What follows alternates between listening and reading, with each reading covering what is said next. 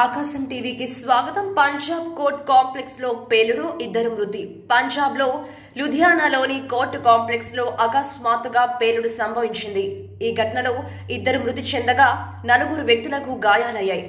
భవనంలో 2వ అంతస్తులోని బాత్రూంలో పేలుడు సంభవించిందని అధికారులు అన్నారు. పైగా పేలుడు తీవ్రతకు బాత్రూం గోడలు దెబ్బతినడమే కాక సమీపంలోని అద్దాలు కూడా పగిలిపోయాయని చెప్పారు. అయితే పేలుడు సంభవించిన సమయంలో జిల్లా కోర్టు పనిచేస్తుందని చెప్పారు. పోలీస్ యంత్రాంగం ఘటనా స్థలానికి చేరుకొని విచారణ చేపట్టింది. అయితే అగ్నిమాపక సిబ్బంది కూడా సకాలంలో స్పందించి సహాయక చర్యలు చేపట్టింది. పైగా నేషనల్ సెక్యూరిటీ గార్డ్స్ కు చెందిన బాంబు డేటా సెంటర్ ను చెందిన బృందం కూడా ఘటనా స్థలానికి చేరుకుంది. ఈ మేరకు పేలుడు ఎలా సంభవించిందో విచారించడానికి చండీగఢ్ నుంచి నేషనల్ ఇన్వెస్టిగేషన్ ఏజెన్సీ బృందం లుధియానా జిల్లా కోర్టుకు రానున్నట్లు అధికారులు వెల్లడించారు.